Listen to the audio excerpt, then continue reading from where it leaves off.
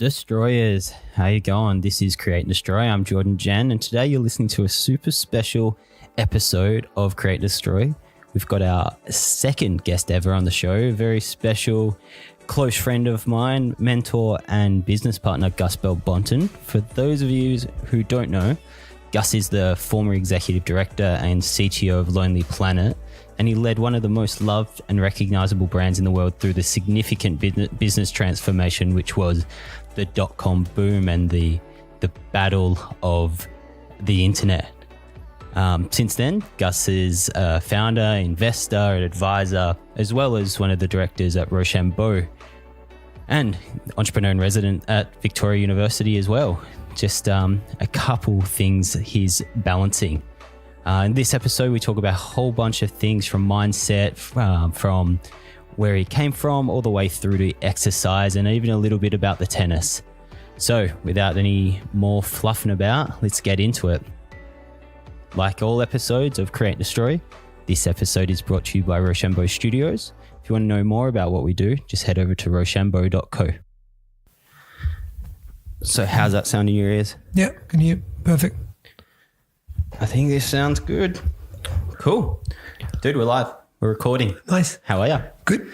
This is good. This has been a long time coming. We've known each other how long? Podcast. Not very long. When you think about it. No, actually, it's no. so funny. In the last episode with Andrew, we're like, geez, man, this has been a while since we've been in the same place.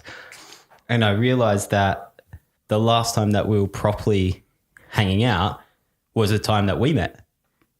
Wow. Yeah. Okay. Yeah. That was 4 years ago. Something like that. Yeah. Like Andrew and I have caught up heaps, but not just to shoot the shit, you know? So for everybody listening, got a guest in today. We've got a very special person, Gus Balbontin, and I don't think I'm going to do any justice introducing him. And I think it's part of Gus's job to introduce himself. So I do often do it. You do. How do you do it? Do you have a go-to? Like I've asked Andrew how he introduces himself. Well, there is now only because I've, if I think about the last 3.5, 4 years, I've done it, I think over 300 times. 300, and I kind of follow a bit of a pattern to it. So I think now when I need to shake hands with someone and give a quick intro on myself, I tend to fall directly into that pattern. Not that I think is the best. I think is the one that I'm the most used to, I guess. Subconscious. So I can just give you that one if you want. Yeah. Well, how do you? So if you, basically, originally from the Argentinian Patagonia, which is the bottom bit at the bottom of South America.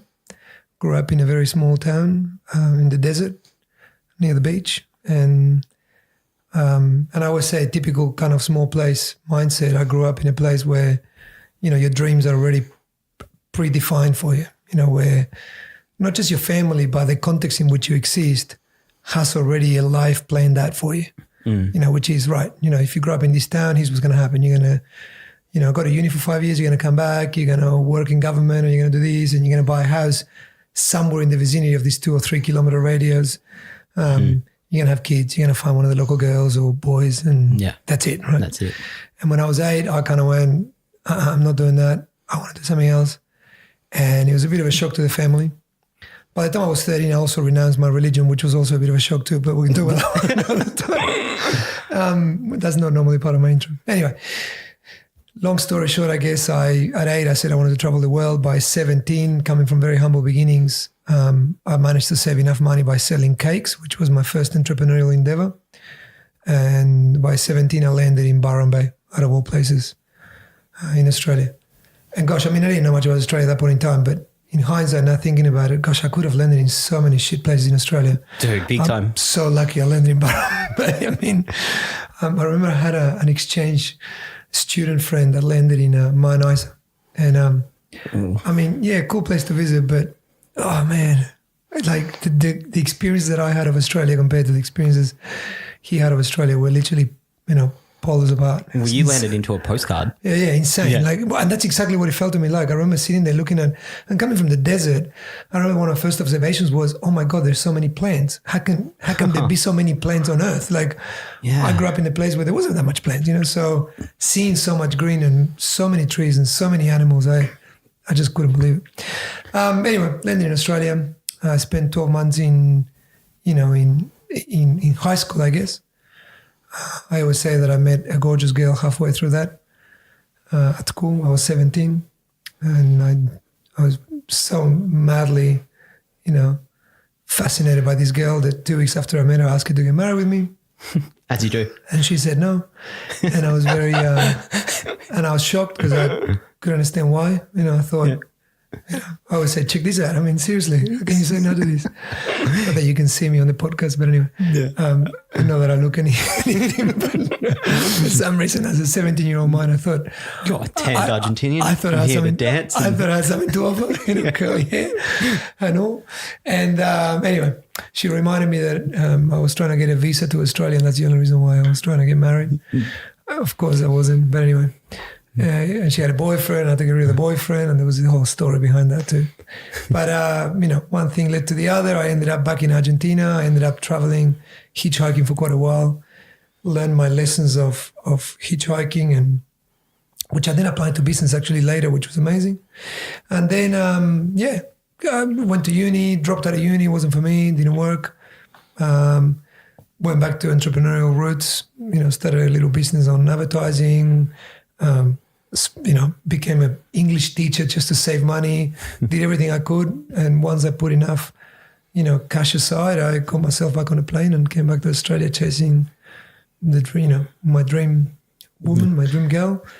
And I started very slowly. I set up a tennis school the first up. I picked macadamia nuts. I worked in farms. I did everything I had to do until a job appears at Lonely Planet. And then my kind of professional career started at that point in time. How old were you when you started at Lonely Planet? In the early 20s. I probably need to do the calculations, but I was 20.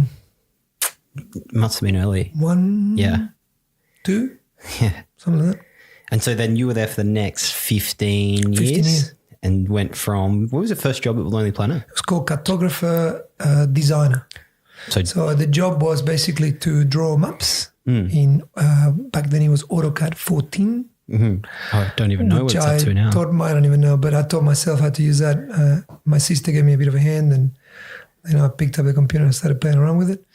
And it just coincided that the same system, software was used for, drawing houses and plans and so on, which my sister is an architect, my dad as well.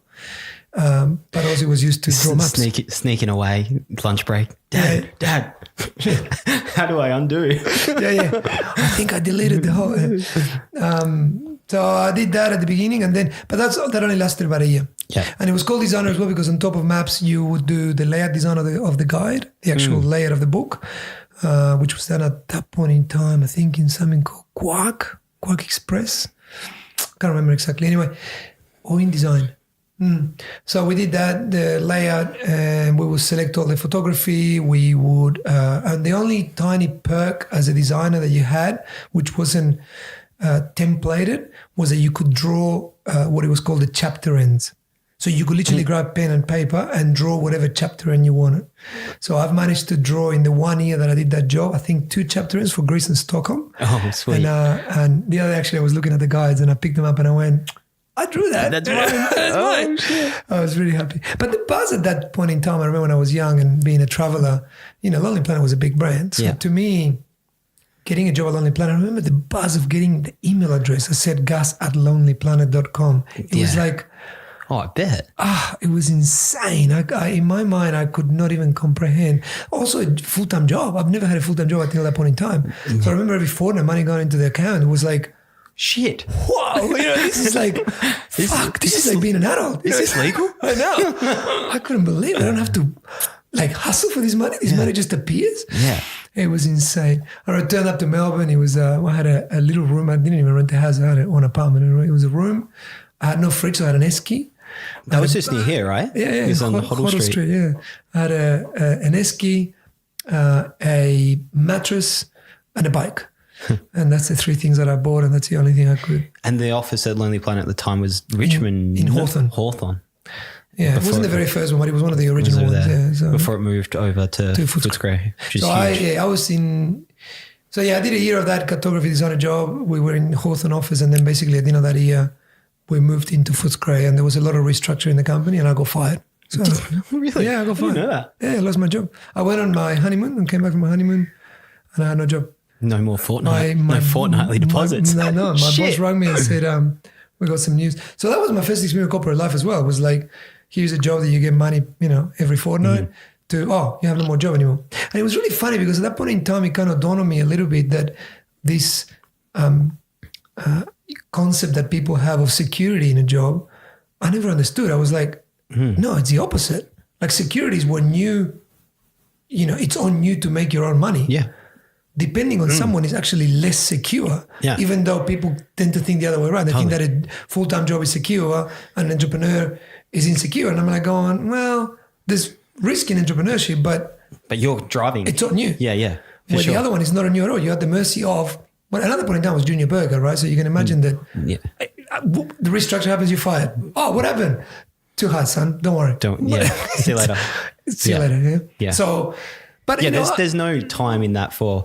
But my chapter end was so sick. It was so good. Like, fuck off. Yeah, listen, there's shit. There's 300 people. Yeah. Chill. Yeah. And there's, boards and these and that and markets and at that point in time, I didn't know anything about any of that. So, Lonely Planet at that point in time was one of I think it was his second one. He had a few years earlier a cash flow situation. So there was a fair bit of stuff. At that point in time, the restructure wasn't necessarily based on financial problems. It was more on just structural issues. They wanted to start getting more aligned with the digital world and so on. So it was in the early 2000s. This would have been early, this would have been right when TripAdvisor and all those sorts of guys were just starting, coming up. Expedia was just spinning off. So no, TripAdvisor was, in late 90s, Expedia was the spin-off of Microsoft, which was amazing. I mean, how those guys jumped. Well, in fact, Bill Gates was involved in that. So Bill Gates and a team at Microsoft.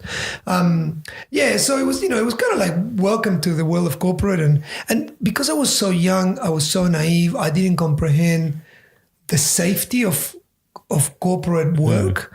When I lost I still remember this, insane. When I lost the job, right, and my boss told me and told all of us in that team, a lot of my mates at that point in time were really disappointed, really upset with our boss, right? And I couldn't understand why they were so upset with him because I kept saying, but 2 months ago, he was like your best friend. We were playing indoor soccer together. And how can you hate him now? Like, I don't hate him. He's just doing his job. Like, I don't know. Yeah, and realizing that there's someone above him and whatever and something and whatever. Yeah, sure. All I could think of was, not that I lost my job, all I could think of was the second bit of the conversation, which was we've restructured and there's a bunch of openings for new jobs. Yeah. If you want to apply to another one, it's part of your legal right. You're more than welcome to apply. Yada, yada, yada. So I remember all the other guys being super upset, joining unions and talking about the union and complaining and this and whatever my job and whatever. Me going, dude, fuck, there's like new jobs. Like, let's go for them, see what we can get, right? Yeah, we must have a leg up because we know the organization, we know. Like, how epic. So I remember that, like I was super young and I remember I went through the list of all the available jobs and I picked the highest job I thought I could have a crack at, not because I thought I liked it or anything. I just thought, what's the highest paying ranking job that I could probably have a crack and still get away with it? So I picked that one. It was called Production Scheduling Manager. Oh, okay. Scheduling, right? Planning, whatever. Not my forte in any way, shape or form, but I thought, highest paid job, I give it a crack. And I remember that I did exactly that. I had the inside information. So I knew that no one outside could compete with me because I had all the, all the intel. Yeah. And then I started doing what naturally came to me, which was I started talking to everyone about that job and what they thought of that job. I started saying, what's in your mind? What do you think is going to happen? By the time I went to the interview, I had the job already. Yeah. Because I've already spoken to everyone. I've already given my thoughts. They're giving their thoughts. And we kind of co-designed it. So by the time I got the job, and within a year, the job was changed because I redesigned it. And I think from then on, for 15 years, except for the very last job and those very two first jobs, every other job I had on the planet I designed. Really? Yeah, I made up. Because there was a gap in the business and it needed it. What about this? What about that? We need this now. And it's kind of like, again, another perverse, this is, there's two bits of wisdom there. One is the perverse nature of thinking that, a corporate job is safe when in fact it's not. And the other one is the perverse thing. Fuck, I forgot what I was going to say. This happens to me all the time. The second thing was how your brain things that trying to keep your job, like this, and this is the thing that I learned early on. If I wanted to protect that production scheduling manager role, I could have, right? But my quest was the quicker I get rid of it, the more relevant I become to the business.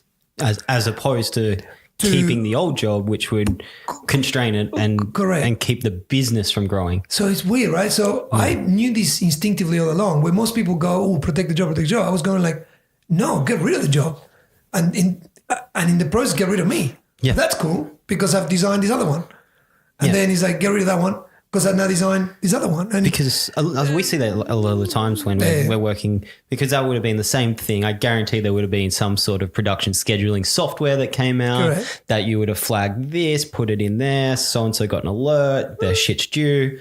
And you could have gone, that's never going to work. That's a horrible shit piece of advice. You need me because I'm there. Yeah, but how I can walk over there and talk to Mary and make sure that it works up to standard. The software can't. Yeah. Instead of going, hang on, this software could probably free up my time to make sure that the quality of the product is better rather than is this coming in on time by 5 p.m. Tuesday afternoon for print or whatever. So there's another bit, the quicker you make yourself irrelevant, the more relevance you'll have. It's weird, right? Yeah, because it goes against, I think it goes against that protective nature that we try to protect our turf. And that would have been the same. Well, that's a growth mindset compared to a fixed mindset, isn't it? Because if you're just going, no, hang on, I'm going to be the most badass production scheduler ever. Yeah. No one's taking this job from me. Well, then the business probably isn't going to grow because there's definitely going to be better things out there that can help you do that process. Yeah. And also you don't grow. I mean, it's a thing. And that's boring. So that was quick. And then once that changed, then I went through planning and design and internal consulting and, whole thing kind of shifted from there. And then fast forward 15 years, you're running the show. Yeah, later on. Yeah, it was, just before that, I ended up falling into innovation. The company started developing innovation capabilities. There were some really amazing people involved in the company that kind of started putting the first cornerstones of innovation. And I joined that kind of foundational team in a way with those guys. They became mentors to me earlier on. They were, older than me, but very experienced in kind of another level of entrepreneurship that I wasn't, exposed to, like big deals and Asia Pacific and, Europe, cut a deal between these 3 big brands, kind of that stuff. Yeah. And I was like, whoa, this is another whole new level. Shit. This is epic. So I started getting involved with that and we started getting far deeper into technology. So that was my first kind of interaction with developing our own technology, our own softwares. And so a lot of those deals would have been all about taking, I guess, data and the content created from Lonely Planet Machine and distributing them across other platforms in different devices. So we're talking the Googles, the Facebooks, that sort of... Because the world started, fragmenting into different ways of reaching audiences. Back in the day, you reach the audience by a book, by a newspaper, by the television, by the radio. Yeah. And I guess that's start running out, right? Distribution channels were literally, it was audio. Correct. And if you dominated one of those channels, if you knew how to dominate one of those, like in the book business, if you dominated shelves in bookshops, you owned it. In, movies, if you dominated cinemas, you owned it. Yeah. Where now you can't own shit. It's so fragmented and distributed that you cannot have the monopoly, the ownership of anything because it's almost like by the time you catch one piece, it goes somewhere else. Hey, I wondered, you just said that about dominating physical space. And I started just thinking about, like fast consumer products like Coca-Cola. Yeah. It kind of hasn't hit, fast food and just packaged food as much as it has content. Because if you go to the Servo or any 7-Eleven, they're still battling for shelf space. No, correct. Think about it. The day that 3D printing of our own food comes, let's say that your favorite chocolate you can 3D print at home. That'd be insane. That's it, gone. I mean, all of a sudden trying to own that shelf in the 7-Eleven or in the supermarket becomes a useless exercise. And that's the thing. The supermarket becomes a useless space. And think about it, for companies that are attached to that physical distribution, if you own that physical, that point of interaction with the customer, you own the market. Simple as that. If I own that shelf at eye height, 2 or 3 meters of it, you on the market. You win. Because you win. And so then step one, now I'm just thinking out loud, step one of that, I guess, disruption has been food delivery services, because now rather than going to the shop to then be bombarded by a brand then buy whatever meal or drink, now it's in your pocket and you're saying, oh, I can actually get that organic hand squeeze kombucha from that corner store rather than going and being bombarded with, a big brand. Yeah. When that's happening, I think it'll disrupt. Well, I mean, Amazon has done one of the biggest jobs of doing that, but I think it'll come to a point where we can start, literally making our favorite cookie at home. Yeah. And taste exactly the same ingredients and whatever, even healthier, let's say, and that's the end of that. I don't know. But so that was a big piece, coming to that. And then, so that was first innovation at Lonely Planet, and then eventually I ended up in the executive director. So that there 15 years, you got to essentially the finish line, essentially, of climbing, essentially climbing a ladder to a certain point. Yeah. And this is kind of converging with when we met. Yeah. It wasn't that far away from it.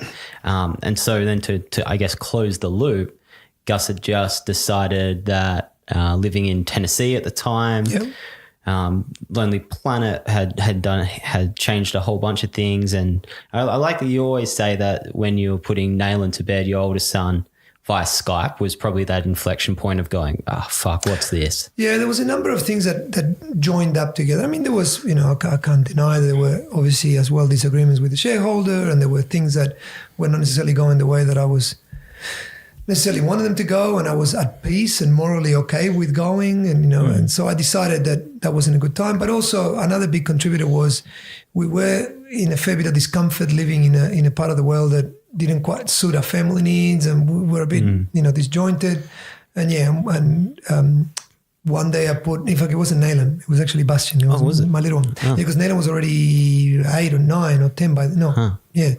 8 by then. Yeah. Bastian was 2, I think, 1.5. Yep. And I read him a story. I was in Beijing, and I read him a story over Skype. And I remember I hang up and I was on my own in the hotel going, fuck am I doing? I mean, how is this? Yeah. How is this climbing anything? Yeah. I got to the top of what? The top of this shit? Like, seriously? Fuck. Yeah. Is this all I've been trying to do all my life? Because I was looking at my career plans the other day, which I need to show you actually. Like 7-8 years ago, I remember I've got I sat down and planned my entire career, right? What I wanted to do. Yeah. And in there was lead a large group of people towards success, things like that. There were words along the lines of that.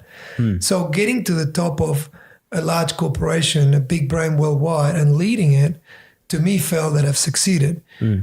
But all of a sudden, a lot of other things in my life were not succeeding at all. And this is where, I think. And that balance is, especially when you're working at that scale. And I think from us hanging out and working together and doing a bunch of travel over the last couple of years, I've kind of noticed that as well. Like when you're in the airport and we're going somewhere for, a keynote of yours or a workshop or something like that, and you start looking around and you've got, you can pick the big executives a mile away. Yeah.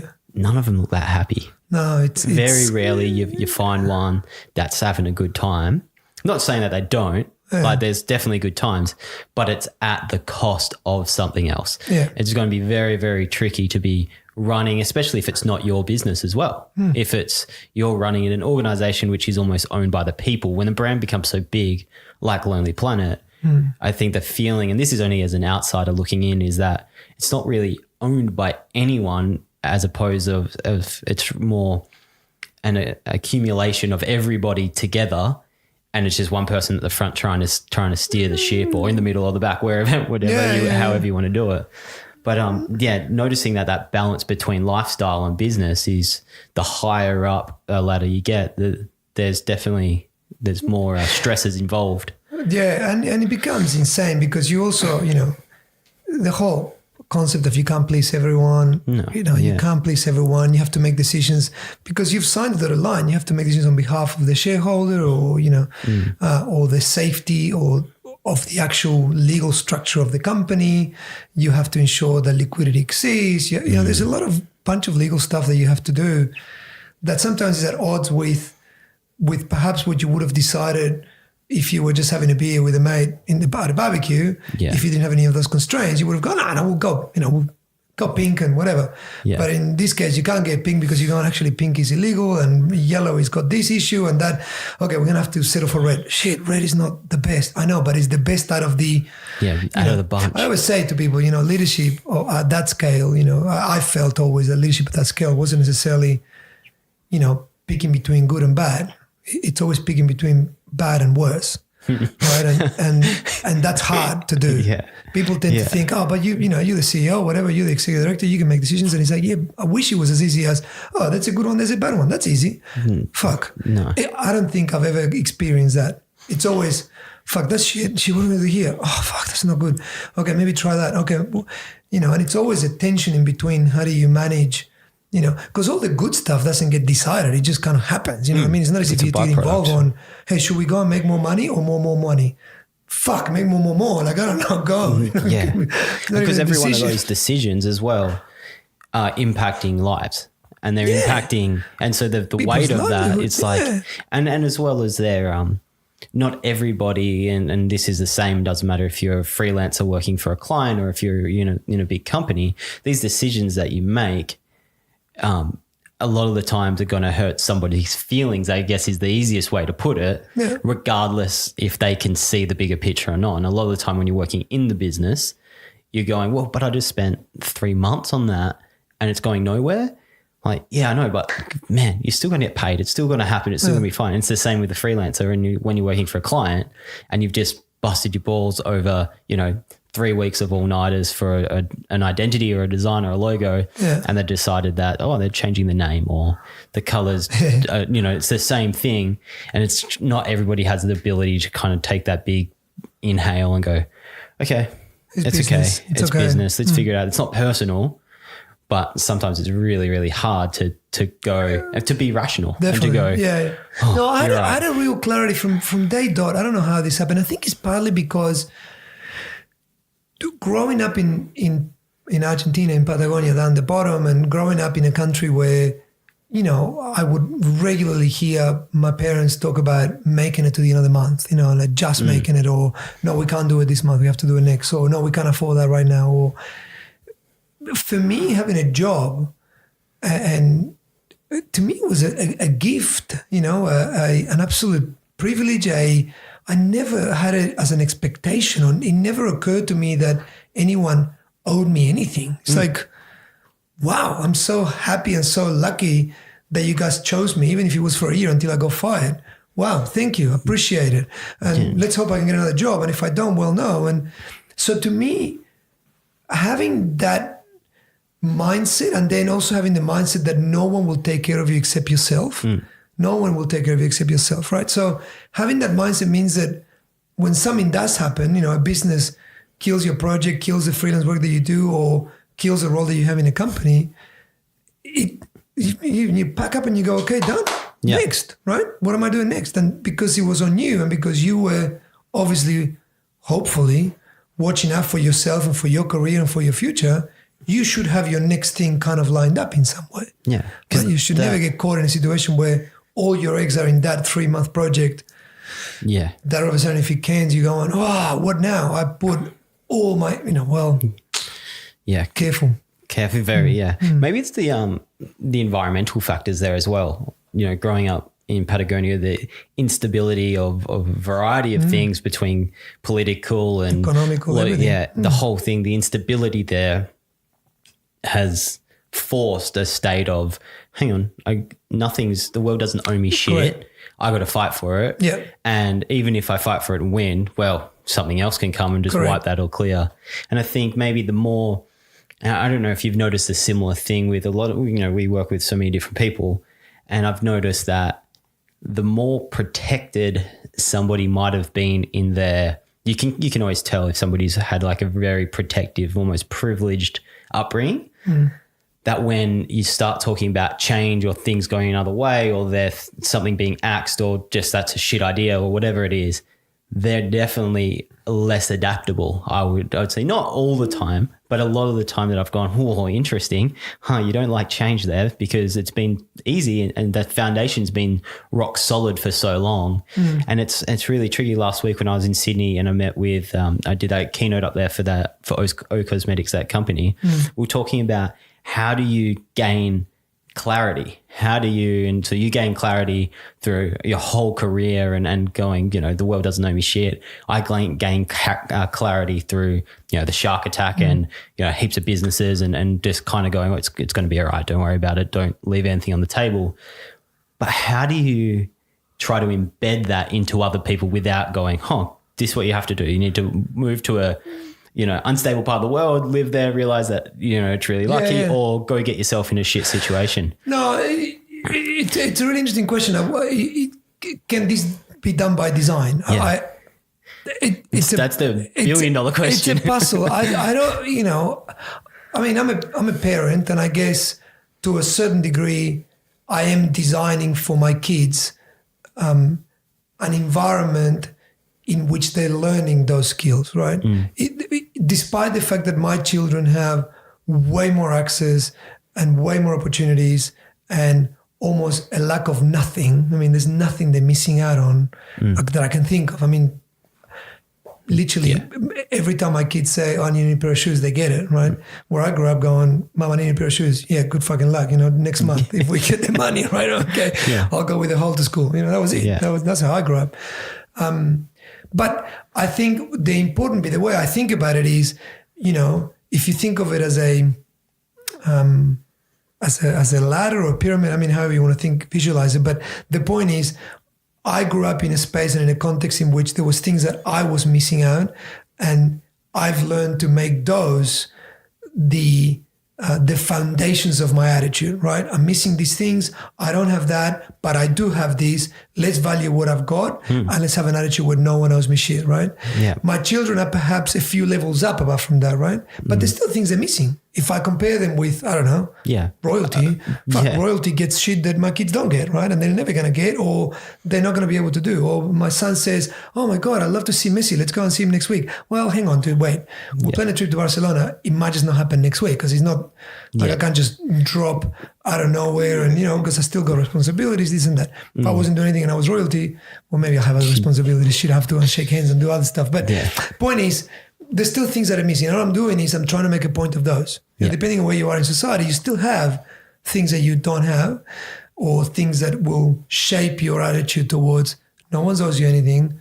Work your ass off. Make sure that, you're thankful and attentive to the things that you do have, and that kind of stuff. So I'll do the same now. And I think by design, you can create some of that, but you need to be very conscious of it. You can't just let it happen. You have to because if you let it just happen, society will carry you through. And then, you're right.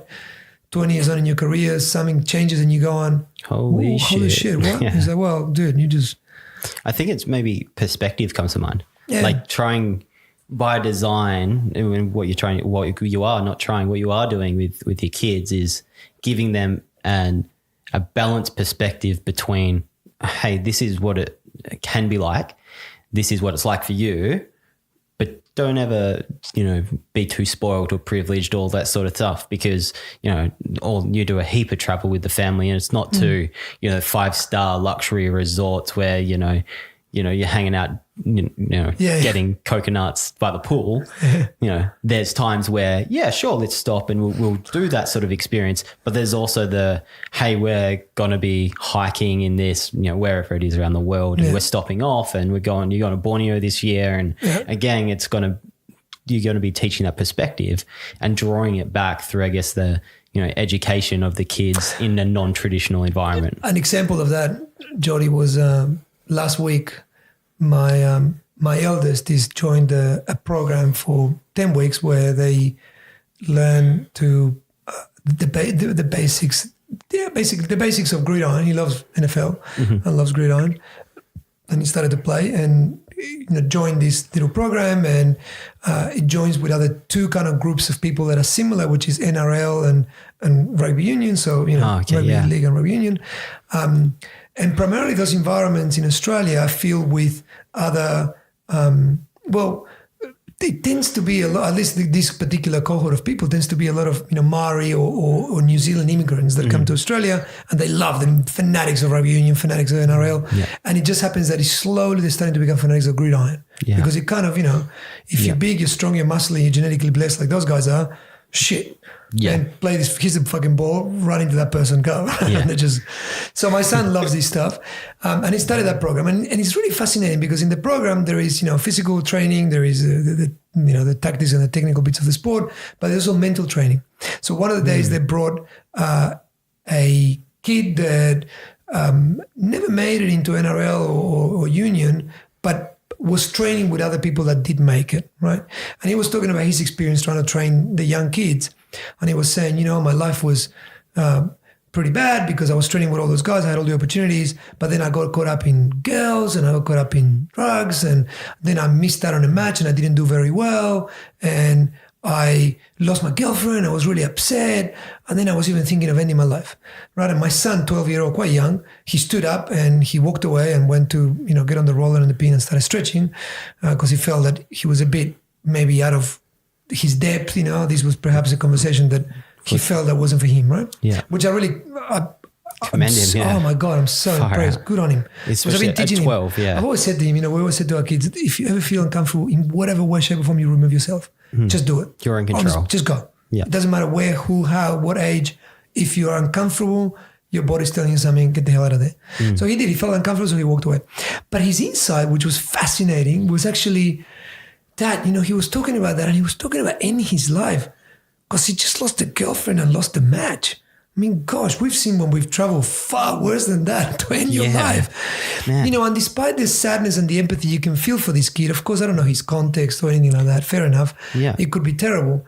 But the truth is that my son had a perspective that this other kid didn't have. And if he did have, maybe he wouldn't have felt so bad about losing a girlfriend and losing a match. Because my son was going, dude, you lost the match, you lost your girlfriend. You'll be fine. Fucking big deal. Just come on, dude. Yeah. Do it again, right? Where if you said, no, I lost, I don't have food this morning, like my son is seeing people, or I don't have a shelter, I don't even know where to going to sleep tonight, which we've seen those people and we've talked to them and we've sat down with those people. Yeah. Even by age 12, he's already done it. He's already got in his mind, life can be fucking way worse. You know what I mean? Yeah. Like I almost lost my life in a shark attack. Holy fuck. Okay. Perspective. Yeah. Versus I lost my girlfriend. Dude. You'll be okay. Chill. It's okay. But it's amazing that he has that, like he said, that the perspective, but also that willpower to kind of walk away, reflect and go, oh man, geez. And then to recognize that in that other person who no doubtedly is sharing his experience, and for him it would have been shit, and but for him, but then to realize that the resilient side of the fence there, your son had way more resilience already built up in him to recognize that situation and go, man, it's not that bad. Yeah. Like we've got this, which is correct. I remember I started teaching the kids perspective with crying. So I used to teach I still teach them today. I used to say to them, I love you crying. I think it's critical that you cry, but you need to always remember you need to cry for the right reasons.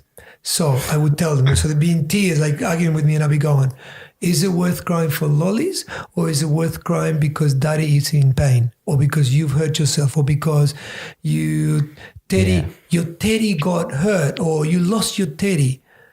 No, losing my teddy is more important than the lollies. Good. If you lose your teddy, we cry together. Yeah. If you don't get the lollies, can't cry for that, right? So if your best friend gets hurt, we cry. If you get hurt, we cry. Yeah. If you can't eat lollies, we don't cry. If you can't get the toy that you wanted, we don't cry. So it was always like, the boy who cried wolf, right? Like make sure you cry for the right reasons. I love you crying for the right reasons. Yeah. If it's anything to do with your emotions, you're feeling upset about important things. So it was always about importance. How important is this compared to this? Oh, it's not that important. Okay, good. Stop it. Oh, okay. It's just that I want the lolly. Yeah. Man. Talking about resilience, we were at the tennis hall last week and the week before that, the Australian Open, which I must admit, that was pretty epic going down there with you. We've been doing a heap of work with gig in Tennis Australia and stuff down there, and you've been spending a heap of time there. Yeah, I geeked out completely. And I was just going to say, on Friday when I went down with you, you were a kid in a candy store. I just had to let you go. You were just having the best time. Oh my God, I had to like literally restrain myself from jumping on tennis players and telling them, oh my God, I watched you when I was a young kid. Oh, far out. It was pretty, I can't believe what you told me, that Australian Open being non-for-profit. Yeah, that was, I mean, for some reason it's been in my radar, but I never just joined the dots, it's kind of like, and I think the powerful, and I don't know if it was by design or not, I don't know if this happened this way or who was involved or how this happens, but Tennis Australia is the Australian Open is a non-for-profit, structure which allows you to, whatever you earn, I guess you pour back into the very business of, what you're trying to achieve, which I think it's fascinating. Hence the reason why all the players, every time there is a, commentary at the end, they say this is the best tournament in the world. And they're kind of careful. They don't want to, piss off Wimbledon or anybody else, but they kind of say, well, yeah, you don't get this anywhere else on earth. I mean, these guys have the most insane facilities. We were lucky enough to kind of walk around. You spend a lot more time there than me, like I said, but the spaces that I saw, with you cruising around, man, they don't go without. Hey, no, not at all. And it's beyond just things, right? It's not just the players have the best smoothies and the food and massages. Tick to that. Done. Yeah. Best facilities in the world, best whatever. Yeah, cool. But it was also where they get dropped off. It's out of the public eye. You don't have to walk through crowds. All that stuff, including, for example, another thing that I learned that fascinated me, at the expense of the organization, because the organization needs often its CEO to be able to make decisions. He basically spends most of the 2 weeks talking to players. It's kind of like an open door policy where he goes, if you need me, you come talk to me. Yeah. And that means that he's never available for anything else, right? He's always like running around. But he has his finger on the pulse. He knows what the players need, which are the stars of the show, I guess. I mean, think about it. Everything surrounds around that. If the players can put a good match on. Yeah, if they're not happy. Then there's no tournament, right? It's funny you said that, because I noticed I was watching Novak shred Nadal in the final, which is sad. We were both saying just before that, oh man, I think he was just rattled off of that first set. I know, what a bummer. There was something he said, I don't know what I mean. But I noticed in the presentations at the end when Novak went up to Craig, the CEO of Tennis Australia. Did you see that? Yeah. And it was the way that they interacted. It wasn't a thank you so much, a very corporate handshake, see you later. It was like two mates. Yeah. Like, basically, they were saying, go around here, do this, go around whatever. here. Can you do this? And I saw it. I was like, man, they're just hanging out. Like it was just two friends. Oh yeah, no worries. Yep, cool. Look, I can't claim that I know much more than just that. I mean, it's only been 2 weeks that I was involved and very brief exposure to it.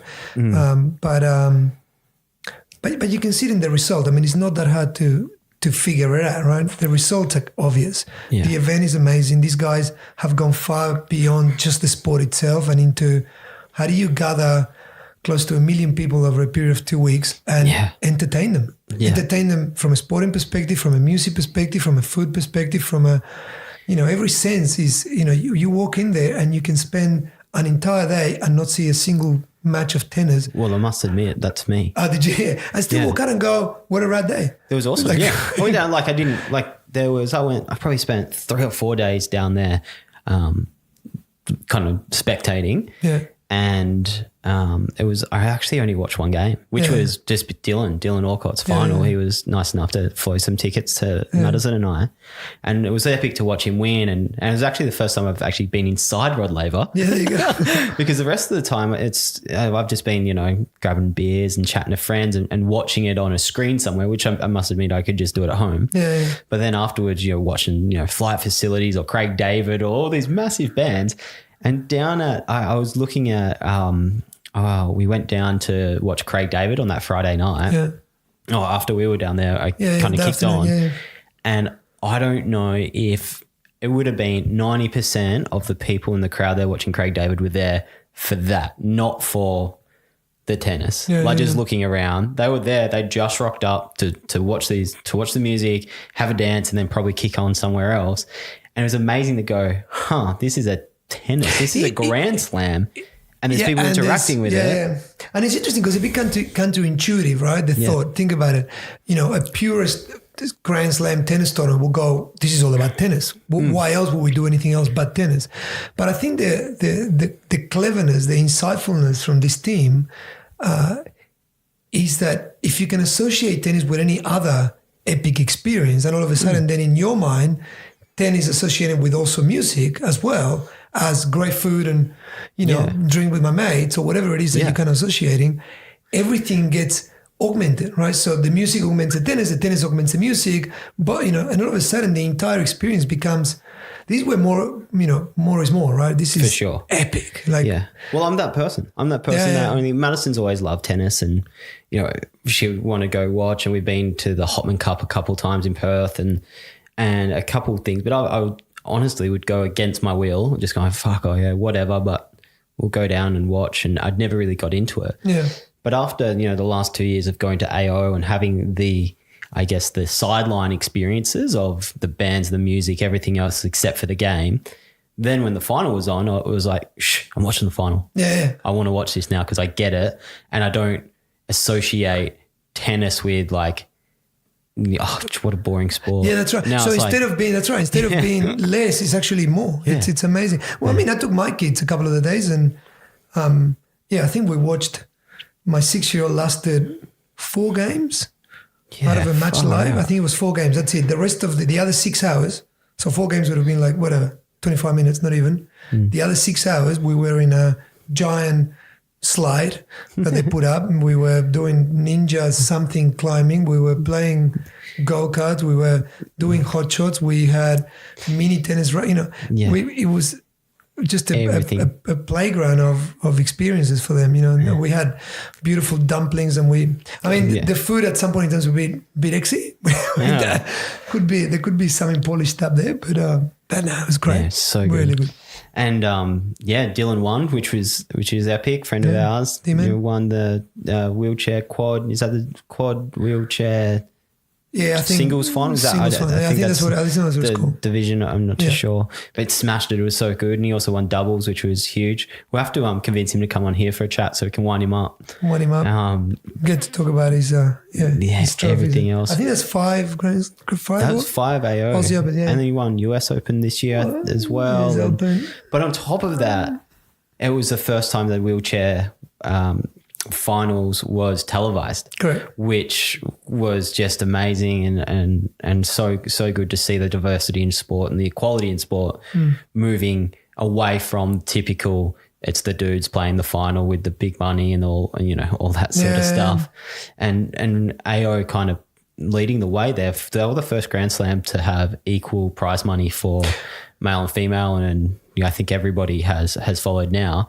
And now to broadcast to millions of people the final of the wheelchair, that's huge. Yeah, it's huge. So huge. No, these guys are definitely pushing the boundaries. So, that's, I think, further than just Tennis Australia. I think so. Oh, that's Channel 9. I think also Channel 9 was involved, and ANZ was involved, and whatever. But I think whoever was involved, I think is fantastic. And I think they're doing a great job for... and Dylan is leading the way. He's pushing through and punching through ceilings that often were not there. My kids, they've met Dylan before, and I think that's partly helps, I guess. But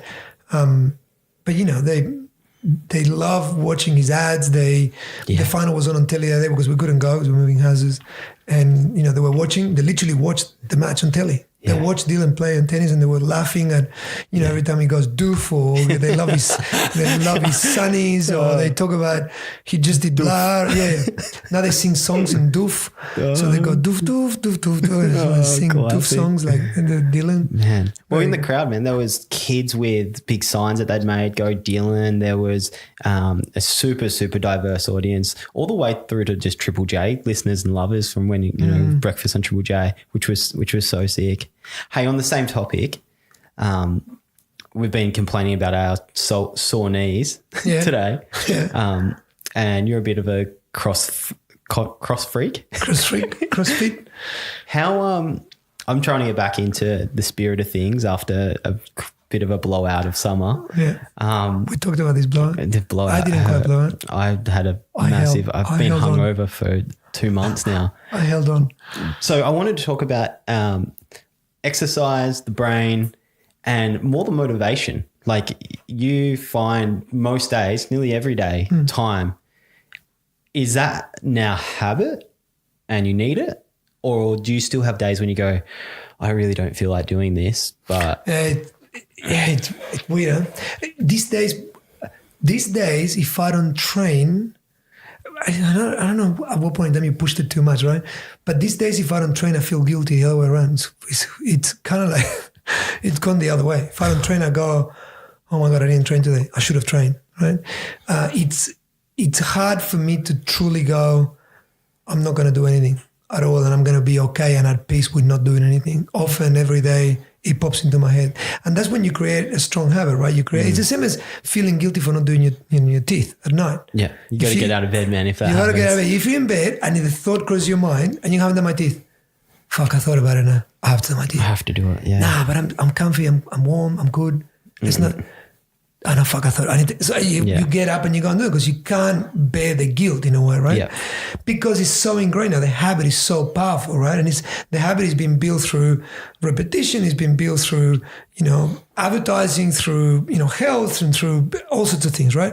But all of a sudden, if you don't do them, you feel that something went wrong, right? Yeah. And if you are, for whatever reason, traveling or camping or whatever, and you just don't have access to, and you don't do them, fuck, it feels shit in the morning. You wake up and you're going, I haven't done my teeth. And there's something wrong, you're in trying your to life. brush your teeth with your finger. There's to something get that reward going on, you know what I mean? Like you need that kick in some way. So I've managed to, in the last 4 years, create a habit for myself of fitness health that gives me the same kind of reward when I do it and punishment when I don't. Exactly the same. So today I woke up 9:30. My wife was, because she's a CrossFit coach, she went to train. I had a meeting at 10, which meant I missed that class. And I was already feeling guilty the moment I wake up and going, fuck, I'm going to miss that.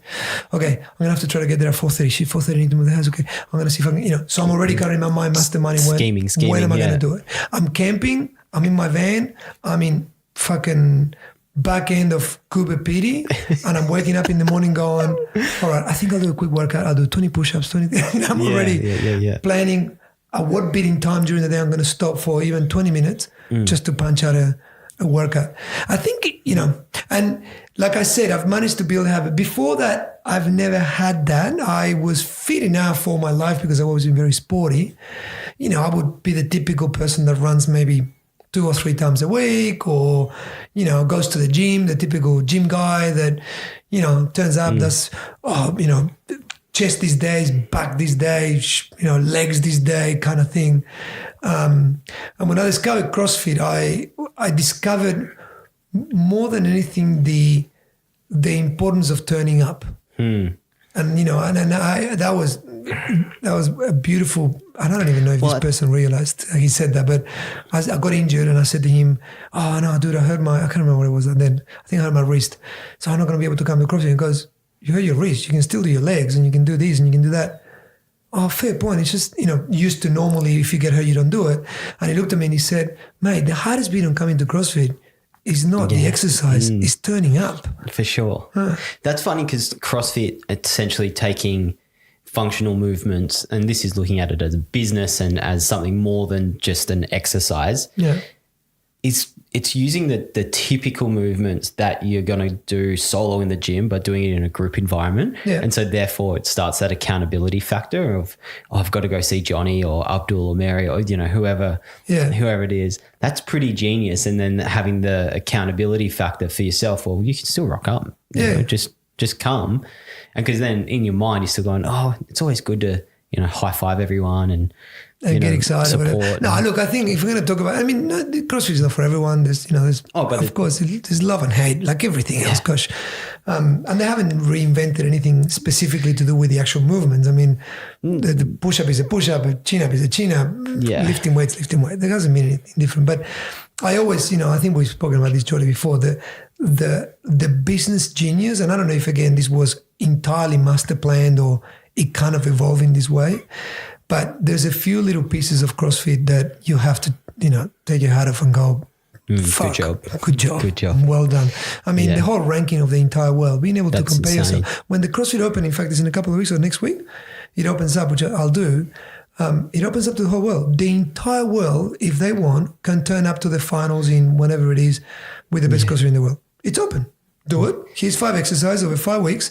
If you get the times, you move to the next level. If you get the times, you move to the next level. There's not even but to become pro, you need to be able to. No, you just have to do these movements. Do the movement. Do it at that speed. And be in the top. And you're in. Certain percentile. And that thought of saying everyone is in and everyone is ranked means that you can look in an app and see your name, 12,144 out of 22,600, and you look at the number one and you look at yourself and you look at the distance and it's fascinating. You tell me another sport on earth that you can actually rank yourself. There is none. There's nothing. There's nothing that you can go, but Federer is number one and I am 10,008.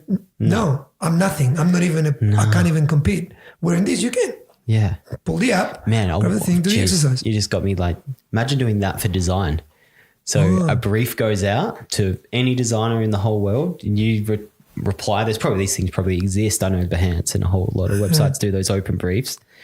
But that would be pretty epic to then be able to see, oh, geez, that was way better than mine. It's hard because that's so subjective. It's subjective. This is the beauty of what they've done with CrossFit is that they've really made it, a measured sport. Then the whole, of course, what you just said before, the concept of rocking up, not knowing what's happening that day, basically having a team to support you through it, and so on. I've managed to now been doing it for long enough that I often fall outside the team thing because I have to do it at times where the class is not on. Yeah. So I often do it on my own.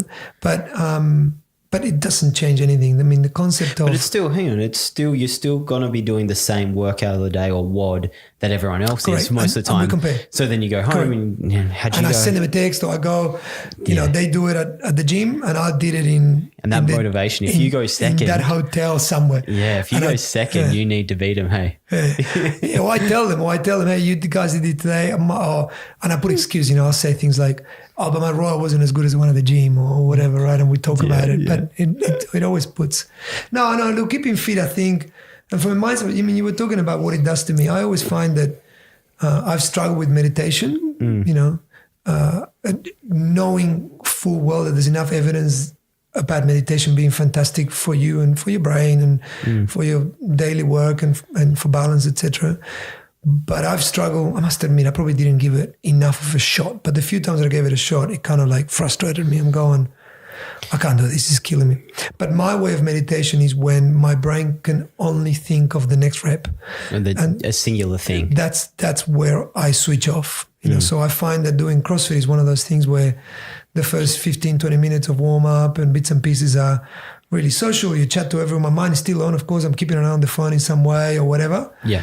But then the moment the work of the day starts and I've got 15 minutes to smash out as many of blah as it is, for those 15 minutes, it's like everything stops. Yeah. Like my brain stops and all my brain can think of is, fuck, how am I going to get another rep out of this?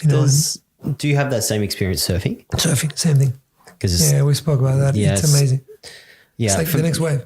Yeah. See, Mads she'll piss herself with this, but I love meditation. I try to meditate as often as possible, and I go through waves of it'll be every morning, and then I'll do it, just a 20-minute guided meditation on the couch here, and I get heaps and heaps out of it, and then I just fall out of it for months and get back into it.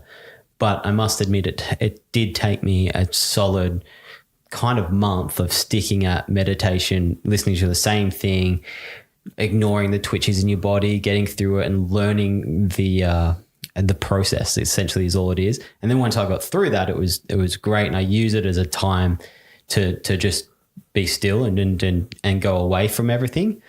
But man, sometimes if you've got too much shit on, I can't turn off either. Yeah. But but this is the skill. George, we've read enough evidence and the world has spoken, basically. Yeah. It's good shit for us. It's not up for debate. It's just that, I don't know, it is. Like anything, it's hard. I think I've done a disservice for myself when I convince myself that while my body can, why would I not meditate physically, if you will, like crossfitting or surfing, like I'm meditating in an action rather than in a quiet spot. Yeah. I guess the reason why I've done it this is because I'm underestimating entirely that when you're sitting still with your body, your mind is not still, right? You are actually exercising your mind. For sure. And that is just as important, as exercising your, your quads, your whatever. It doesn't matter. So, but yeah, maybe we should challenge each other to Let's do it. a meditation off. We'll do a 90-day. We'll do and make it a habit. Yeah, see if we can do it. And then every morning we have to text each other going, did you do it? Yeah. Yeah, did accountability. You do it? No. Shit. I'm number 4 meditator. I had this idea. Put it on the ladder. Who's the best meditator? I had this idea once that the way to keep accountability, and I think a company eventually did it, but they did it by making money themselves, which my idea was a bit different, was literally every time you do it, I'll pay you, and every time I do it, you pay me back, right? So basically, if we both do it that day, we're on zero. But if on that day I didn't do it, fuck, I have to give $50, right? Yeah. And if the next day you do it and I do it, you're $50 ahead. And if I fail again, you're $100 ahead all of a sudden, right? So I could be losing a shitload of money by the end of the year unless you fail on me and I make the money back, right? And we'll see where we end up at the end of the year. But the idea was to make it big enough that it was like, it'll hurt, right? Oh shit, I got to do it. I did it this morning. Fuck, it goes $500. Shit, I got to do it now. Shit, that's a bit of money. I could buy myself, a nice new pair of earphones or I don't know, whatever, right? Man. So just before we jump off exercise, do you find, and this is more of a selfish question for me, I find if I don't do something physically, mentally, I'm cloudy. So if I don't go and work out, if I don't go even for a little run or just get the body moving, if I do that in the morning, my mental endurance and mental clarity is way stronger than if I just get up and have that lazy cruise around. Do you have the same thing? And that's one of the draw cards to bring it back, to keep the mind sharp? Yeah. I wouldn't know. I mean, I've read enough here and there, bits and pieces on the physical responses to exercise, I guess, to do with oxygenation and stress to the cell, blah, blah, blah, all those things. So that, obviously there is a physical factor to the fact that you make your blood flow and your heart rate go up. That helps you in, sharpness and, etc. So I think there is enough evidence of that to tell that, and I've noticed it without the science behind. Same as you. Same. I go and do a bit of exercise, I come back and you feel alive. You feel like, wow, that was good. Yeah. Great, let's go, right? Smash it. You feel your body is not, is far more mobile, you stretchy, you bendier, you feel good. But I think there's also a factor for me now that adds to it, which is the whole factor of habit. I feel that if I haven't done it, it's something that I didn't tick off the list that day. And therefore that stress sits in the front of my mind, reminding me that I failed at something today. Not that I failed, that I didn't complete something. I feel guilty. And that guilt clouds you. So if I tick the box earlier, or if I get it out of the way, then all of a sudden, it's booked in. Oh, it's booked in, and it's in the afternoon at 5:30. I'm going.